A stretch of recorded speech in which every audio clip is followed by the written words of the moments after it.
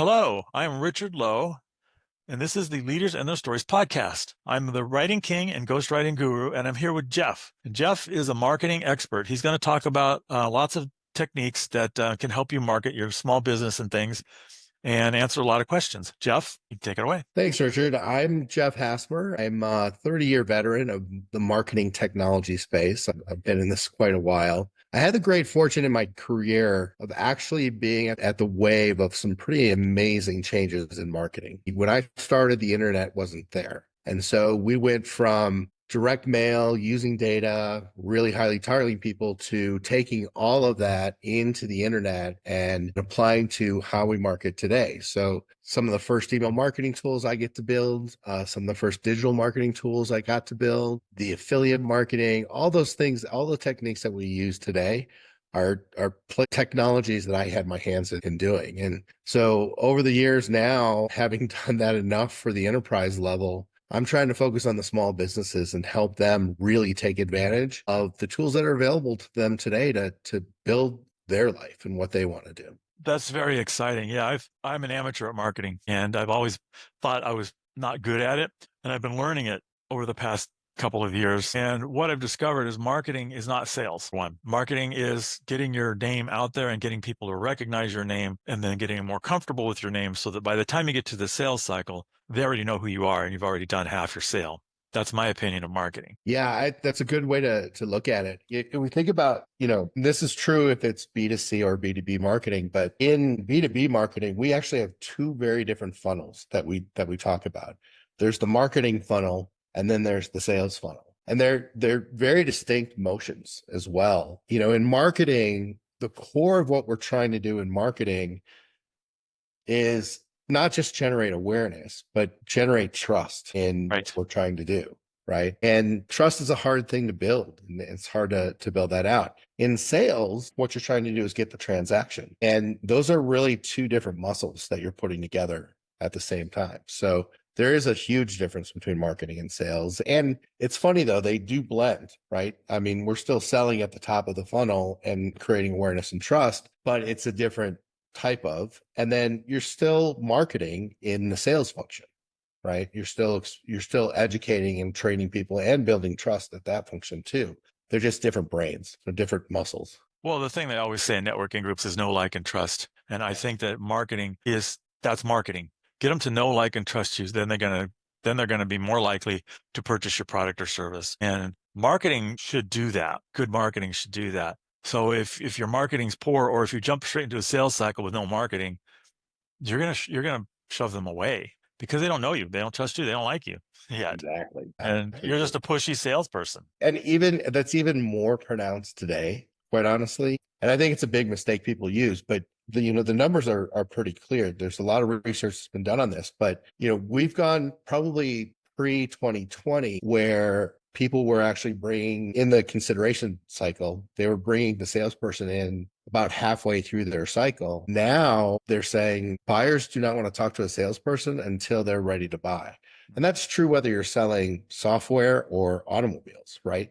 A lot of your research you're doing on your own because it's all at your fingertips. Right. But that's where marketing's got to play now. And it's a broader swath than it's been before, because you're not trying to drive them into the store any longer. You're trying to give them as much information in their research phases as possible in that place, which means to me, there's kind of a methodology I always put out there. To be good at marketing, and whatever layer you're at, you have to be consistent. So it's not a faucet you can turn on and off, right? You got to be out there on a regular basis. You have to be authentic.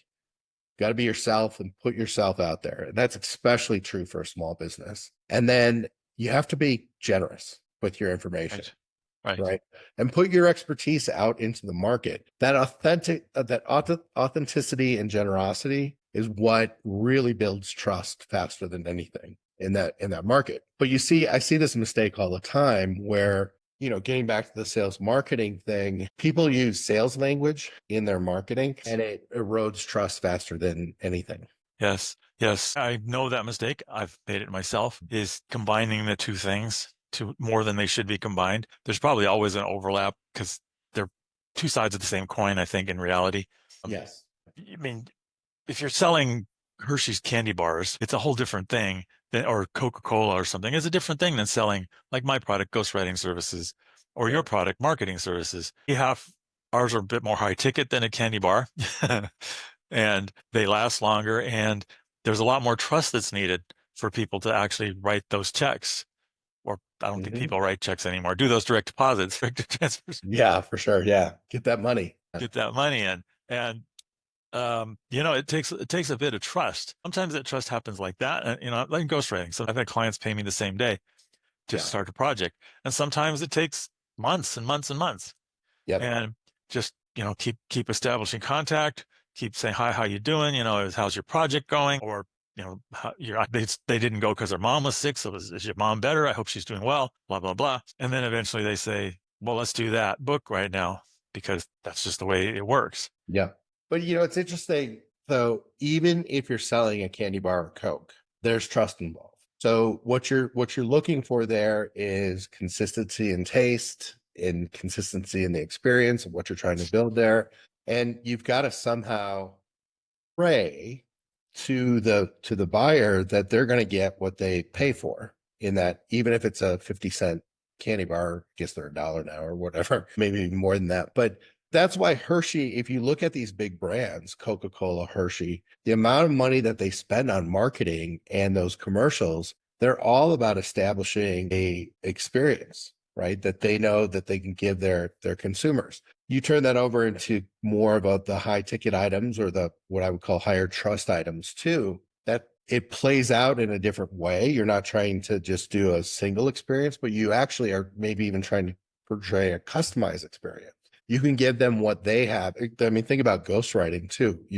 You've got to learn their tone of voice. You've got to learn who they are. You got to learn their topic. And I've got to know, if I'm going to give you money, that you can write in my tone of voice and make it sound like myself, and all of that. And building that trust, it's a different mechanism than selling a candy bar in some ways, but trust is always a big part. Well, it's actually more than that. It's learning. They have to trust me to learn their voice, learn their subject, Mhm. because I might not be knowledgeable that if it's a memoir, I'm certainly not going to know it because it's about them. Know their audience, know why they're selling it, know who they're trying to reach, know why the audience wants to purchase it, the book, what their goal is. Is their goal to sell a million copies, or is their goal to go on a speaking circuit? All those will produce a different book. So each of those, it's a big trust thing. Can you, Richard, do all of that? Well, yeah, I can, but I have to convince them that I can do all of that. Sometimes that happens very fast. And sometimes it takes several conversations over several months. They have to go to the spouse and ask the spouse if it's okay, and does she Yeah. agree? And I haven't even talked to the spouse. Purse strings, right? Yep. Right, right. That actually turns out to be one of the more interesting things, is they're talking to a third party that I don't have access to and never will. Most likely, he or she's not going to get on the phone, most likely. So it's a lot. I've been learning over my whole 11-year ghostwriting career that it's sometimes easy and sometimes difficult to get them to go. Yeah. You just have to be patient. Absolutely. Yeah, and I think that is where most people make their mistake in marketing, is being patient, right? Because people want to believe that marketing is a vending machine. You put $1 in, you get $10 out. Because often, especially in our economy, we think about return on investment all the time. And so the finance people, the people that we deal with on a regular basis, are always asking for, what is the return on the money that I'm spending, right? And marketing is not a vending machine. It's more of an ecosystem. And so what becomes very difficult in that is that, everybody that you talk to and every lead that you generate, every person, all leads are not equal, right? There's some that come in and they're ready to raise their hand and they're ready to get right through to the sales funnel. There's others that still need more time and convincing, right? And so you got to be able to understand kind of where they're coming from, what their motivation is, to understand where to put them into your marketing funnel, essentially, of, are they ready to transact with me, or do they still need more information? And be able to feed all those at different levels within the environment. So your ROI doesn't always come right away, right? There's people that will stay up here at the top that you're in contact with, that you're keeping warm, through your generosity of your information, through being in front of them consistently and being your authentic self, they'll drop through to the funnel eventually when they're ready to purchase, but you got to be patient with those. And then the other ones, when they're ready to purchase, those are the ones you got to learn how to pounce on fast and really get into the final cycles of trust building to the transaction, right? Yep. Yep. And there's also a competitive addition to all of this. The ghostwriting community is actually fairly small. There's not a lot of them. So when a lead gets public, like I'm in several ghostwriting associations, and leads come out, all of them pounce on it. So I'm suddenly competing against, say, 80 ghostwriters, 80, 100. I haven't gotten one of those yet. I've gotten to the number 2 position. You were the second one, and they're a lot of work to pursue those leads because I'm competing. So I have to, it's an additional level than just convincing the client. I'm convincing the client versus all of these other people. Yep. But here's where I think you can differentiate yourself in a scenario like that, right? If you turn on your marketing hotter at the top of the funnel, for example. So the reason, let me back up a little bit and talk about the reason why that happens. It's because everybody only cares about those that are close to revenue, right? So when a lead raises their hand in a open forum, maybe puts out on LinkedIn or wherever those leads come from, right? And this is true of the, like you get those messages on business development reps and people that are going to call people for you to set appointments and all that kind of stuff. Where they're working is in the sales funnel. And when somebody raises their hand, everybody's going to be jumping on that, even people that never talked to that person before.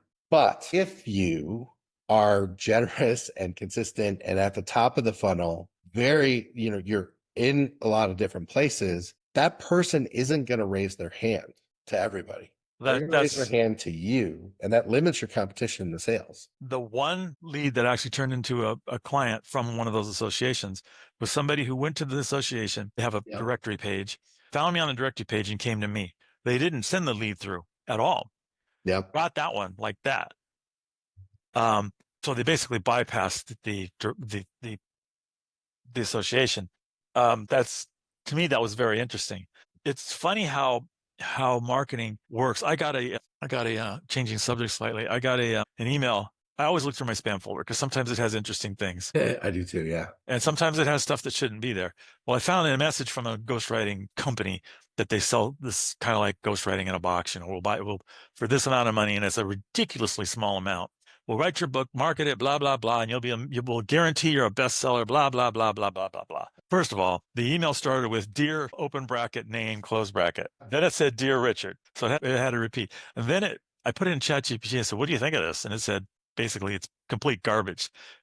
First of all, it said it's going to go into spam because it has these words in it, get rich quick kind of stuff. So no wonder it was in spam. And then it said, it's going to scare away customers. And it actually said, I doubt if out of 100,000 emails that they got one sale from this. I would agree with that. And not a single sale. It goes to the point I was making earlier where people they use sales language in a marketing tool, in a marketing event. And that's a prime example of it. Like that, buy now, guarantee, blah, blah, blah. All those things, those are sales words, right? Yep. And you can't use those words without trust. Well, they're scummy sales words. They're affiliate marketing sales words. They're things that people have their radar on about. They're not just sales words. Yeah. They're even the wrong end of the sales words. They're the things the car dealers use. Improve and all those.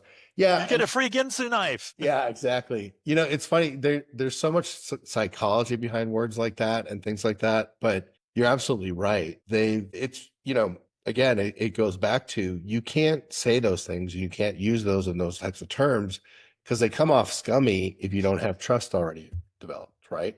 There's times where you can use words like guarantee, and you can use words like, hey, we're going to make you a bestseller, but you can only do that after you've actually laid out how it's going to happen and get them believing that it's going to happen, right? But, like if that's your lead, if that's your opener, that's the opener. Get anything. And that's right. Now, there's another company that does a similar thing, only they're more reputable. And the way I know they're more reputable is their prices are higher. Yeah. I looked at their prices and thought, yeah, this actually falls in line with what I would expect the prices to be. They're much higher. Mm-hmm. But these people can create a bestseller because they're actually charging enough money to do it. The one that I got in the email, I think they're going after the super low hanging fruit. The people who they just want a book, they're desperate, or they don't know anything. They'll probably get some sales from just people who, oh, this is cool. I paid in dollars. I can afford that. I can put that on my credit card. And they just go for it, and they're going to be disappointed most likely. But the second one, the one that actually has much higher prices, and by the way, they don't do ghostwriting; they do all the other stuff. Yeah. And the ghostwriting is something they'll farm out. Their prices, they were high, but I've been in this business, and this is not a low price thing. You want to be a bestseller, you're not going to do it for a low price. You want to have a good book. You're not going to do it for a low price. You're not going to write it with AI. You're not going to hire a ghostwriter off of Fiverr or from this service that sent me this email. You're going to hire a real premium ghostwriter to get that goal you want of getting speaking engagements. In fact, I just had a customer. He disappeared for a year. I finished the book. I handed it to him. He disappeared, gone. Wouldn't answer email, didn't answer nothing. I'm like, oh my God, did I write a terrible book? Turns out he was going to a traditional publisher and got it published. It went live over the weekend. He already sold like 5,000 copies. That's incredible. And it was on a subject that I wouldn't have guessed 5,000 copies, but that's okay. He's already getting, in just a few days, he's already getting speaking engagements. He's already getting people calling him. Yeah. He's super happy with it. I definitely need to remember to get a testimonial from him. And he reached out to me and said, sorry, I disappeared, but I was real busy. He's always been busy. And thank you for the book. And I'm going to send you a signed copy, blah, blah, blah, blah, blah. That's great. It was like, did my job and better, and he's happy, and he's achieving his results. And that's what I do. And that's an example of how marketing also works by word of mouth. It's not so big in ghostwriting because there almost isn't a word of mouth, but there is kind of. Well, word of mouth is another form of trust. Yeah, right? But they're really, you can't refer because it's just under non-disclosure. So the referrals tend to be weak. Oh yeah, for ghostwriting, that makes total sense. Yeah. They're very weak because they don't want to disclose that they ghostwrote their book. Yeah. So they might refer a friend, but it's not like a standard, I'll refer you because I like that car I bought. I don't want people to know that I ghostwrote my book, not even my best friend. Yeah, that makes sense. Yeah, and that poses, I think, a kind of a really interesting problem for yourself in that. But so just make it broader here. If you talk to many small business owners or independents, their number one source of leads is referrals, right? But people need to understand that is still referral is a form of trust building. It's a big one. It's almost no better than a friend telling a friend, hey, you should go do this. You don't get a better set of trust or trust. We call that trust transfer, right? Where your trust is getting transferred from the trust that in the referrer that the individual buyer has off of that, right? Right. So the more deep that relationship is on that trust, the referrer relationship, the better your trust transfer becomes on being able to sell and take that forward, right? So you talk to a lot of small business owners and they'll say things like, well, all my business comes from referrals or word of mouth. And you're like, sure, but you should still be establishing trust out and awareness out there in the marketplace, because now when that person comes in and your trust transfer is weak, you've got a place to send them to build more trust. Right. Or you've got things to help make your case in the sales, right? So, it always goes back to me of, consistent, authentic, generous, because it's going to be able to play all through your entire cycle. But I think a lot of people get too reliant on those referrals. And don't get me wrong, they're absolutely critical. They're supposed to be there. You have to have them. But if you constantly rely on that and then all of a sudden that channel drops off or dries up for you somehow, for some reason, your business is in jeopardy, right? Right. It's like if you rely on the reviews on Yelp or something. One bad review, you're dead. Yeah. Especially one really bad review.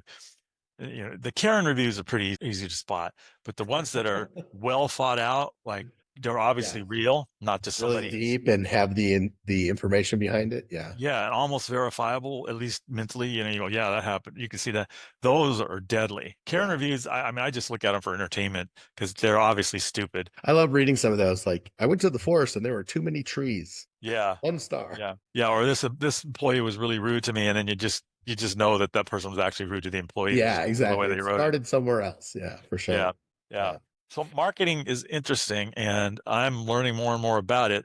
My marketing tends to be more, well, this podcast that I'm doing is a Yep. form of marketing. It's building trust. It's Absolutely. building my brand. It's Generating awareness. Yep. building awareness. It's giving back. The best way to get something is to give something, True. because if you don't give anything, you generally aren't going to get anything back. It's one Oh, of the reasons why big corporations give to charity, other than the tax benefits, is it puts something into the community, so it gives them a good name. absolutely. Yeah. I give various, what do you call them, roundtables and Yep. so forth, and these things are all just part of building my name and building the name of me and helping people. I Yep. mean, there's a lot of that, and I think that's well known. It's not selfish.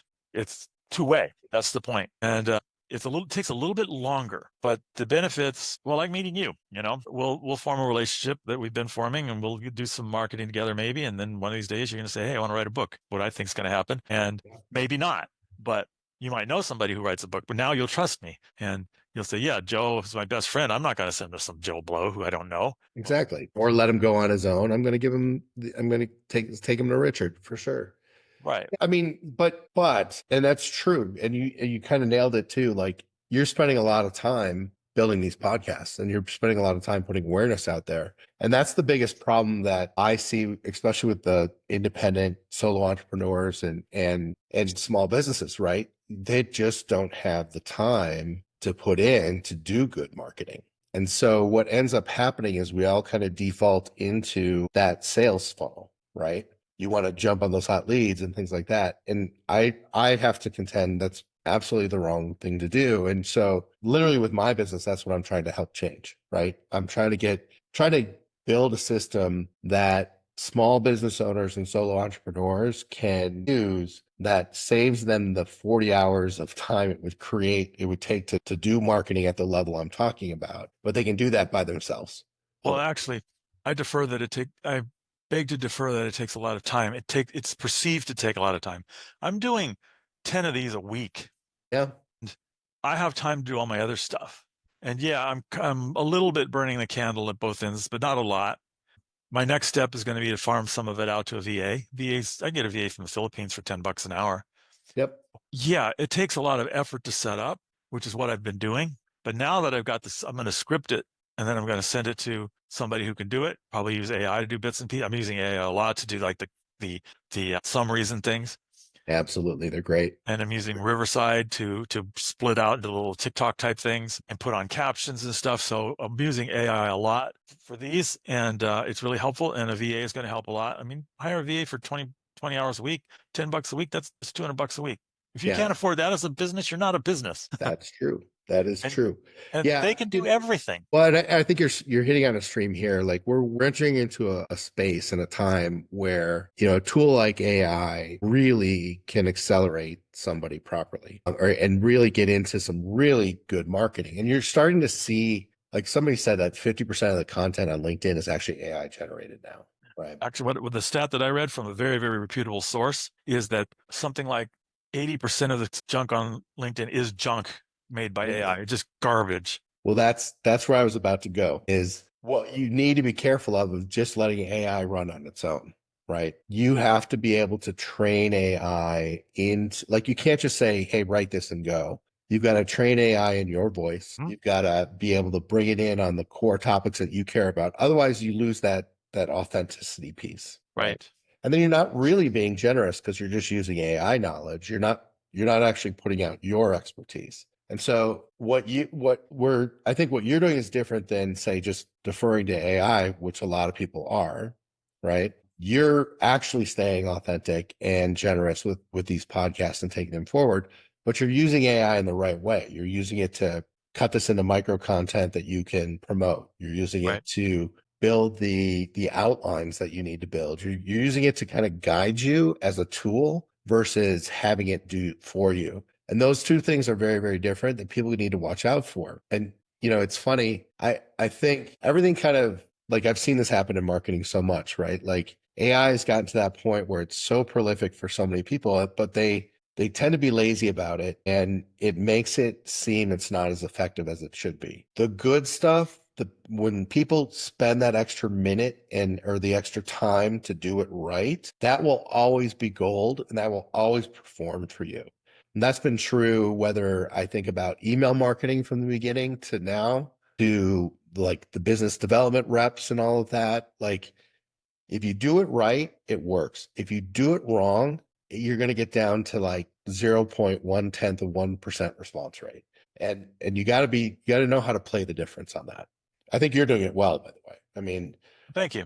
yeah. Thank you. I'm still experimenting, but I'm learning very quickly how to basically. I've made my Chat GPT. It has a profile of me. It knows who I am, about me, scary about me. And if I tell it to write something, it's writing it. It's close to my voice as a machine can do. Yeah. Did you And ever train it on any of your personal writing? yeah, Yeah. I shoved it all in. Yeah, I've been in the tech field for 33 years, so you Yeah. train things, and it had made its mistakes. But I use AI as a digital assistant. It's actually a digital employee. It's a person in my mind sitting there doing things for me, and I just do this, and it says, okay. Exactly. Sometimes it comes out with little quality problems, and I have to tell it, I have to correct it. You did it wrong. Do it again. Sometimes I get angry at it and start cursing at it, and it says, "I'm sorry. I'll do it right this time." Believe it or not, that actually works. It'll It be does. And wrong, actually, it wrong, also wrong. works if you're polite to it to begin with, too. It does wrong, wrong, wrong, and I say, "Brr," and it says right, right, right, and yeah. All It's right, well, amazing though, but what's great about it too is it keeps getting better because it's learning as it goes, and the more people are using it, the more effective it is, as long as you personalize the tool, right? And I think you've laid it out. A lot of people forget to personalize the tool, or they'll use something that's embedded in another tool that doesn't get trained that way, and that's where we end up with a lot of spam in our folders, getting hit by LinkedIn that starts with, "I hope you're doing well." Right? That's a dead in this digital age, in this digital age. Yeah. Those things clearly are people being lazy with AI and lazy with technology and letting it go without actually putting energy into it. let me tell you what the biggest killer of content is. It's called the Uncanny Valley. And the Mhm. Uncanny Valley is a robotics term. So you put a robot up or CGI or something like that, and it applies to everything. And you look at it and you go, there's some unconscious mind's going, there's something off about that. It looks human. I can't quite figure it out. Or you look at the new Lion King, the remake of the Lion King. It looks funky. Why does it look funky? Well, when you finally get a magnifying glass and you look at it, you realize the wind is blowing this way and the hair is blowing that way, or the shadows going in the slightly wrong direction, or one eye is lazier than the other, or something like that. That's Uncanny Valley. And in the writing, Uncanny Valley is very profound. Sentence length is always the same. That's a dead giveaway of AI. It always uses the same kind of words. Compelling. How often do you use compelling in your own speech? Never. People Never. don't use the word compelling, but it's in AI all over the place. In this digital age, in today's world, blah, blah, blah. Cut out all that crap. Emotional words AI is not very good at.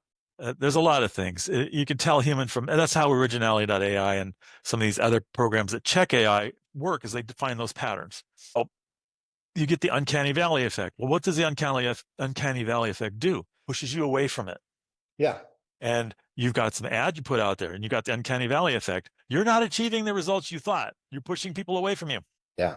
Well, authenticity, right? Yeah. Not authentic. And it's obvious. Well, it's not obviously not human.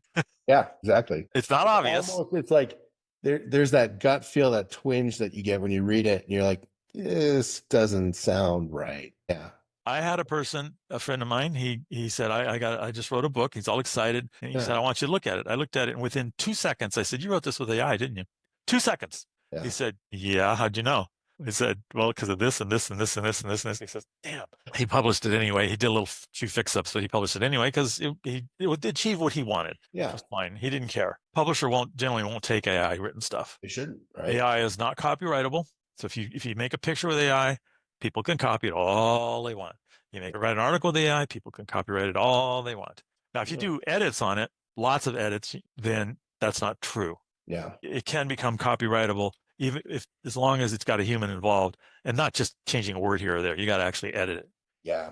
Yeah. I typically, for me personally, I love to write. So I don't necessarily let it write for me, have it, it generates ideas for me, generates certain thoughts, maybe organizes an outline, but typically I'll have my own voice when I do that. Um, unless it's like something short and to a point where I'll let it write that, but I never let it go without checking it, you know. I did an experiment. Well, it wasn't an experiment. I went to my doctor, physical. Mhm. 10 minutes, I'm in and out. It's like, this is a yearly physical. That should take 10 minutes.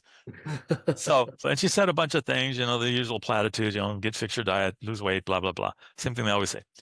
And I was like, okay, I need to scare the crap out of myself. So I went to ChatGPT and I spent 4 hours, and I have the privacy set on. So, I wasn't scared of Yeah. that. 4 hours it took me to enter all of the information about my lifestyle, my health, my medications, my supplements, everything you want to think, how much I wake, exercise, blah, blah, into it. So I had a complete medical history. Okay, now that you've got all that information, and it's trying to give me advice all along, and I said, no, I want you not to give me advice till I'm done. Okay, now I want you to tell me what will happen over the next 20 years if I continue on this path. It scared the shit out of me. Yeah. And I said, okay, what do I need to change to fix that? And it said, exercise and eat right. I mean, it was longer than that, of course, but that was the The basic premise of it, it's right? like, okay, you just explain to me why I need to do that. The doctor didn't explain why. Yeah. And I know it's correct because I entered you all this information and it makes sense based on what I entered. Yeah. It didn't tell me all these funky stuff. It just, it said, just change your diet to this and do this much exercise every day. And you will have a better outcome, a much better outcome in 20 years than if you don't. Yeah. Now I'm doing that. It's taking a little work because changing habits is hard, but Yeah. that's how you use AI.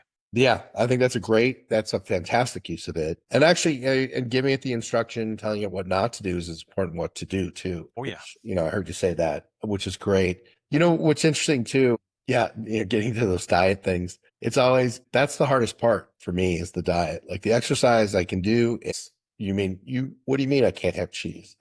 I'm from Wisconsin. I gotta have cheese. Potato chips. Yes, of course, yeah. I'm working. The next thing I want to do is I want to say, okay, here's the ingredients that I like.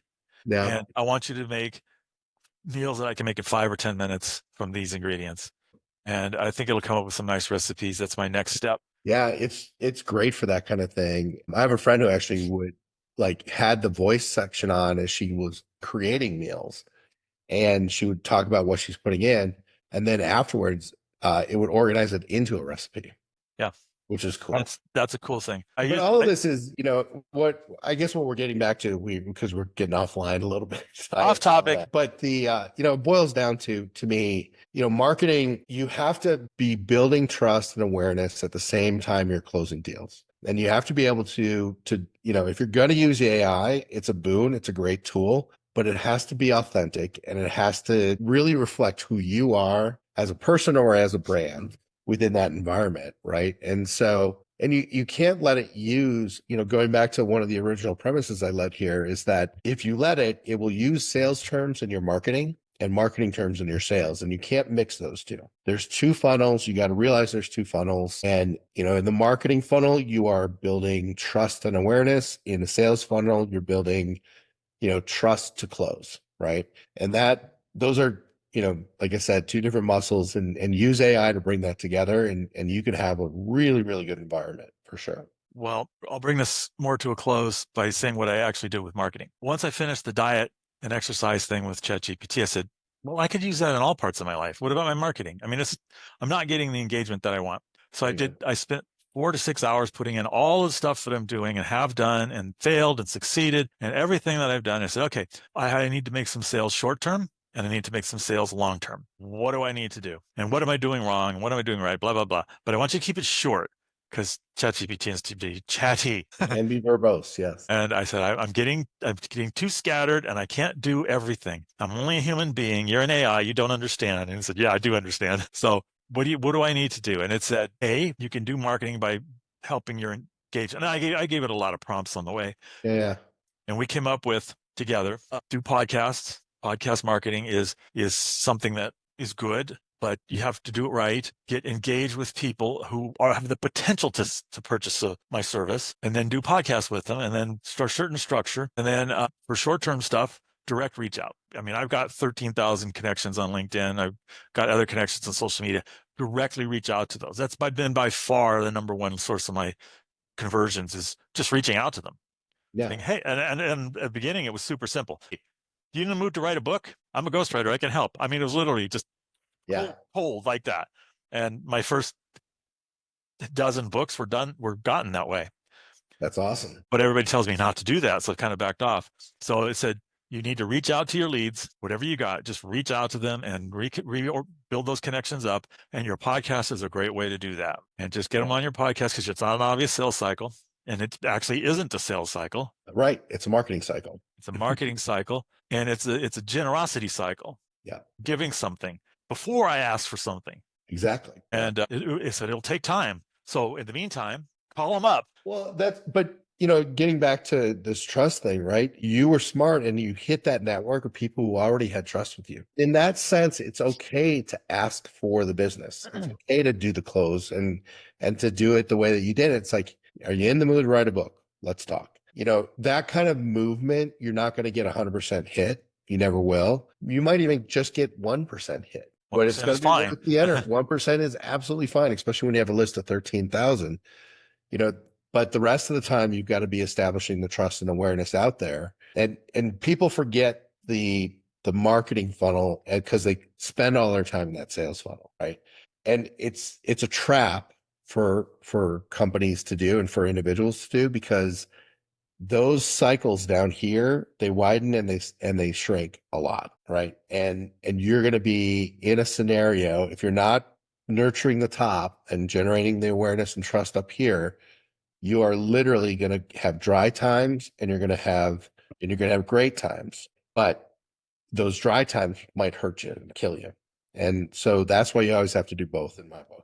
You think there's anything you want to leave our readers with that would help them? Just a couple sentences. Yeah, I'll reiterate what I said is, don't forget there's two different funnels that you have to deal with. You're always trying to build trust, but you do it in different ways. When you're being generous, authentic, and consistent at the top, that's going to create a base of things that will get you into sales funnels. And over time, it doesn't happen overnight, but if you can sustain that model, you will always have work to do, right? If you want to focus in the bottom, you're going to live in this hourglass world of up and down roller coaster.